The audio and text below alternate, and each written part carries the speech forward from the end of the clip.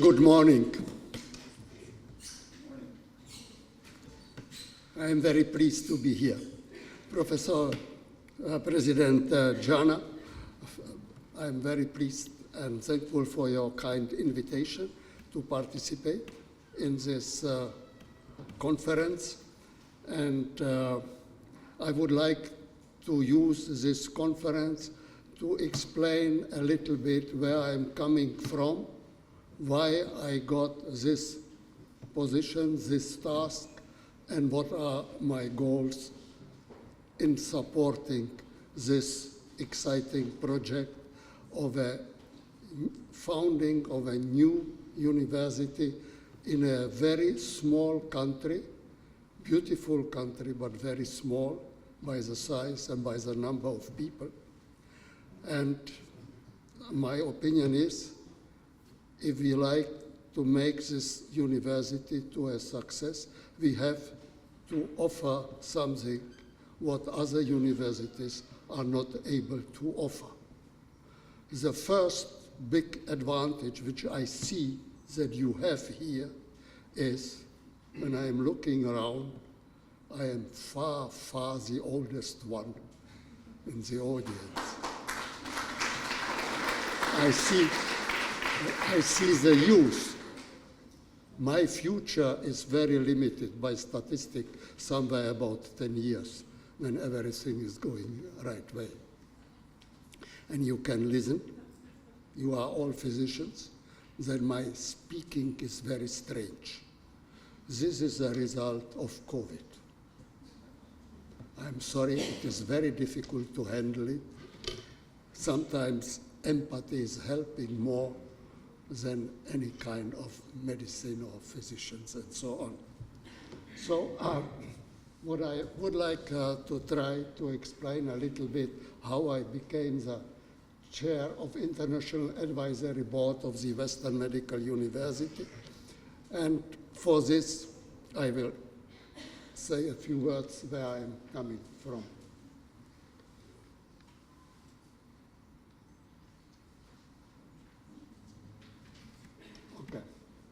So I was studying medicine at the University of Munich.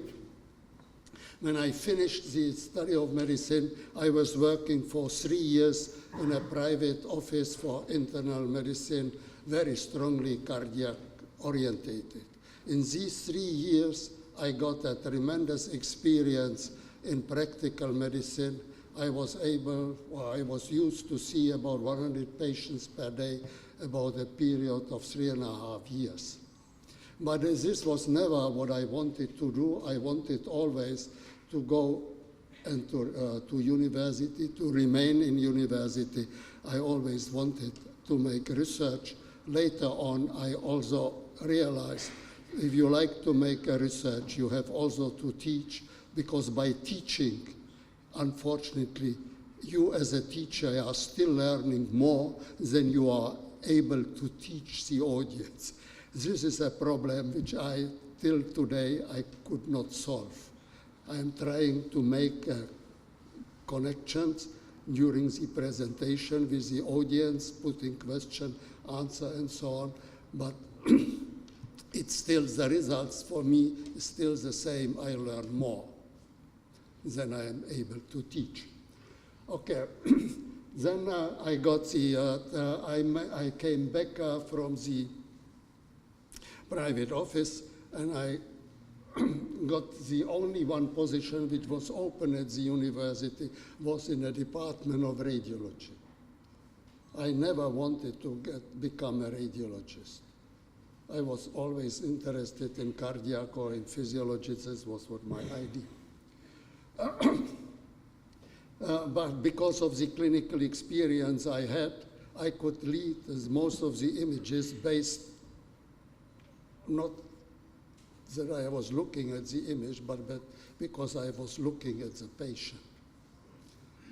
Okay, so very soon I became a head of the Division of Internal Radiology at the Ludwig-Maximilian University, Klinikum Großharden in Munich, and this was a very good approach.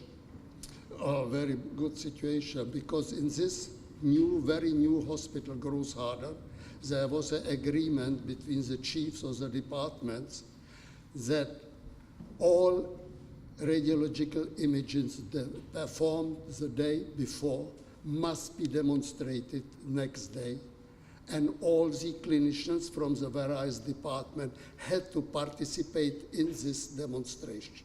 So in the first row, the professors were sitting and behind the young assistant and the youngster one very behind. And we had to demonstrate in 20 minutes all cases over 100 bed departments. So you have to be very prepared.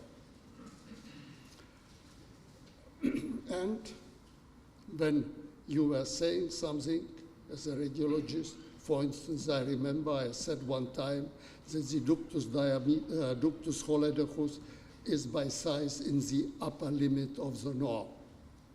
The professor stood up and asked Reinmuller, can you tell me what is the normal value and the standard deviation of the size? Okay. So you learn also by this type of clinical demonstration to use your language very carefully and not saying anything what is not absolutely necessary, because any word which is not absolutely necessary is potentially a wrong one. And then there was a time to leave the university in Germany, and also in many countries in West is the habit that you cannot become a boss in the same hospital where you got your education, where you got the training. So I was applying at various places, but I wanted a certain technology to have, and maybe you from the United States may to know it. This was the electron beam CT technology, which has the shortest exposure time, and I was always getting the position on a number 2. So then there was an open position at the University of Graz. I applied there, and I made it. Then I came to see the minister, and he asked me, what do you like? And I told him I would like to get electron beam CT. He asked what is the price. I said at the time something about 40 millions of shillings. And he said, do you need, what do you else need? I said, nothing, that's enough for me. And so I became the boss, full professor at the Medical University of Radiological Department, the Medical University of Graz, 92. And because of my interest in cardiac, I founded the European Society of Cardiac Radiology in 94. Forwards. Okay. Since 2012, I am emeritus, professor, so it means till the end of my life, I am a member of the medical university. I can read lectures for students, I can use the scientific equipment of the university, but I am not allowed to see patients, and I am not allowed to interfere in any kind of administration. And so I started, because of many travels to Russia, I became a higher scientific co-worker at the Bakulev Institute in Moscow, which is the largest cardiosurgical center.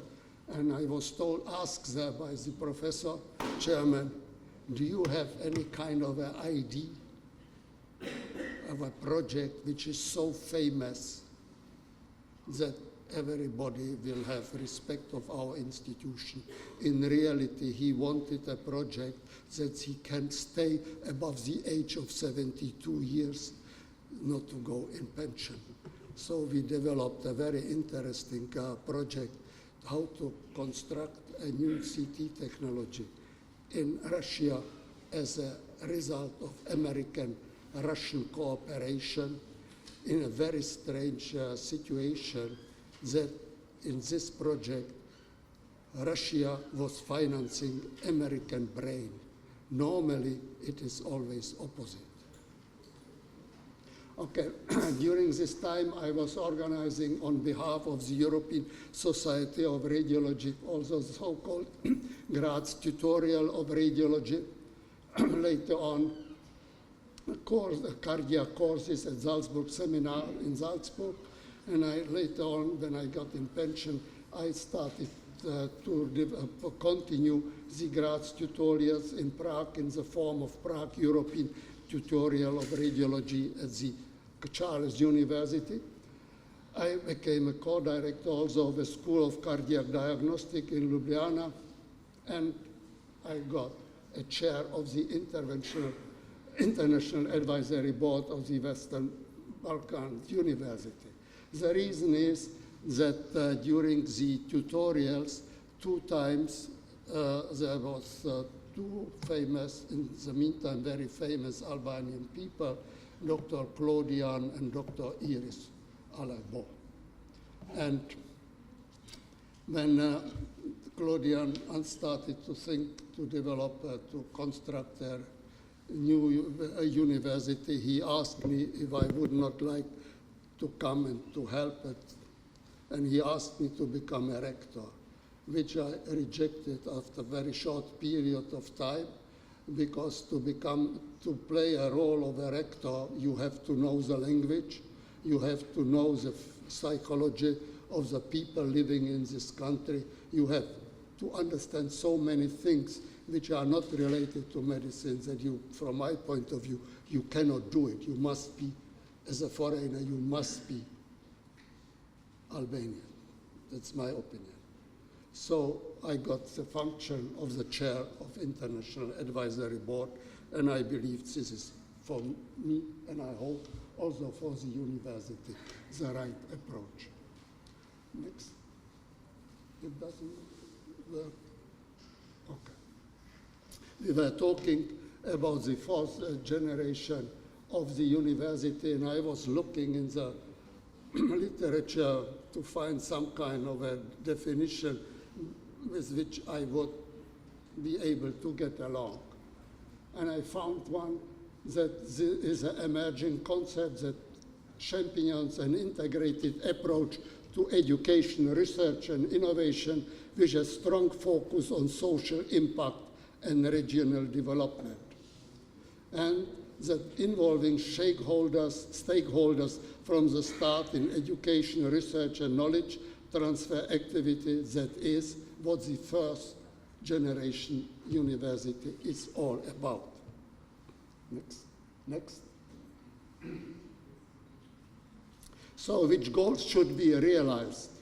I believe first is the creation of attractive, perspective working condition. And I am using the term attractive because we are trying to attract individual people. And all of these people do have different ideas, different understanding of the sense of their life and of their professional life. So it means creation of attractive perspective working condition for those Albanese people who are working abroad, that they return. And I have got to see already a few of them coming back to Albania, which is positive. I am not saying that it is a result of me. I am skeptical also that it is a result already of the new university. But at least the new university does offer perspective when you put some energy that you can create something what is attractive. It's also for those Albanese people who are interested to stay. You know, the problem of the small countries is that the best are leaving, going somewhere abroad. This is not good from my point of view. We have to create conditions that the work for them is so interesting that they are ready to stay. We have also created attractive working conditions for students in all faculties of the Western Balkan University. It means in study of medicine, in study of dentistry, in studying of nursing, and also in the studying of the medical technology as it is part of a faculty here. And also for the absolvents of Western Balkan University to stay in Albania. Can we? Okay.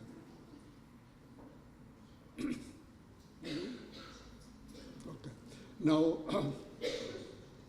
what kind of, one of the very interesting part of the fourth generation of university is that the area of teaching, research, and technological development really is one of the most important part in this project.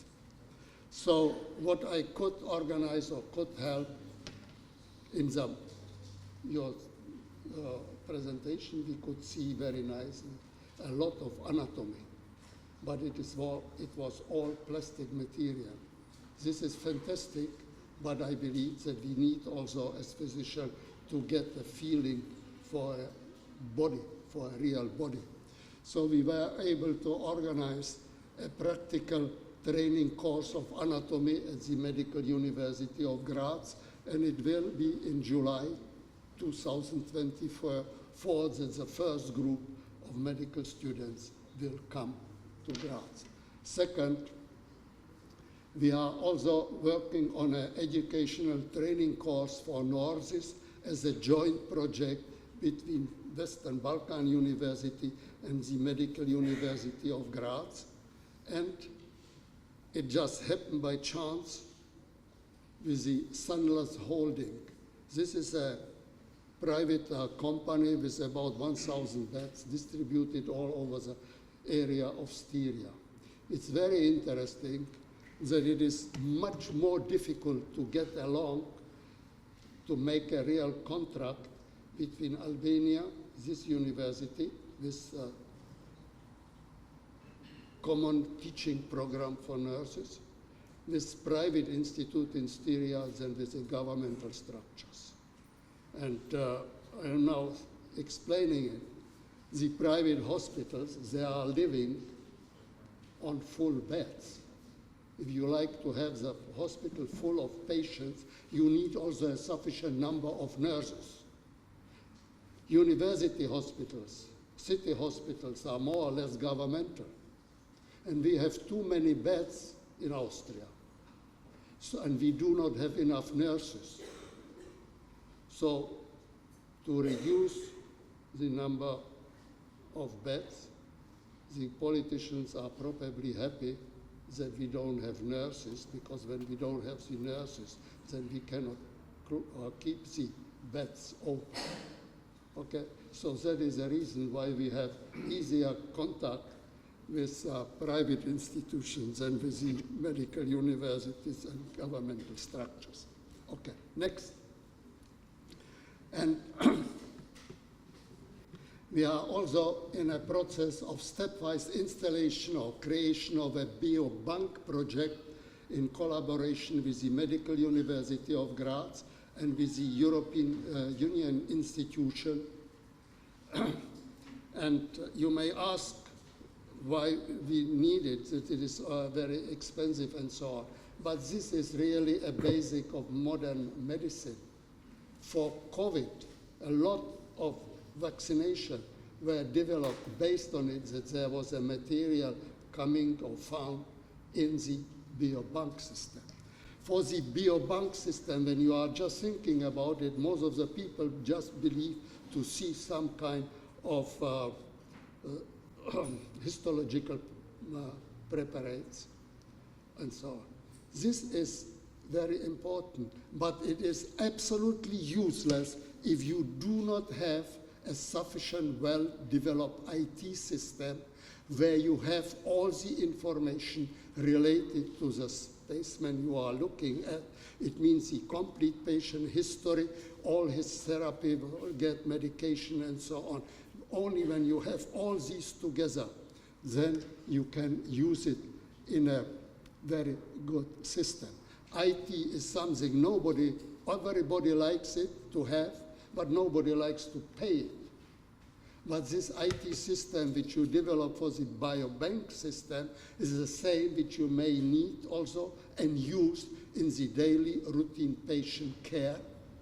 And you can use it also for administration in the same. And the last interesting project from my point of view would be the stepwise installation of biomanufacturing for essential medicine.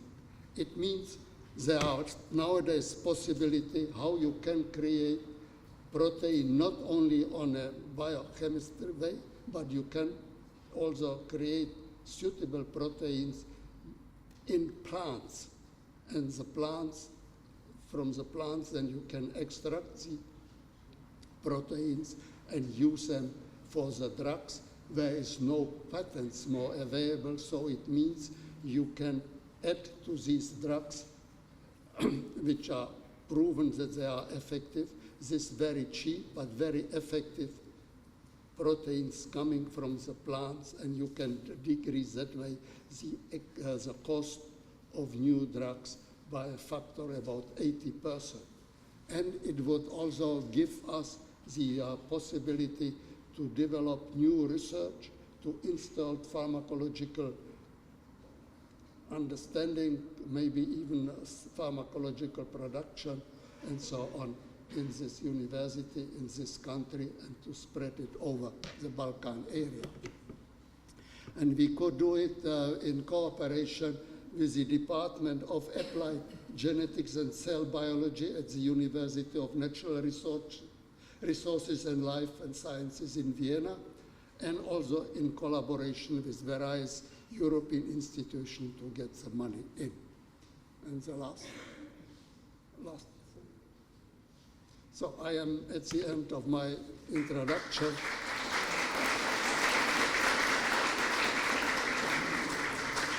I hope I was able to explain you my way of thinking and my way of trying to contribute to a success of this new university. And I would like also to express my gratitude to you, President Ferdinand Jana. It is just a pleasure to work with you. And with all your co-workers, I got the chance to learn in the meantime. Thank you very much.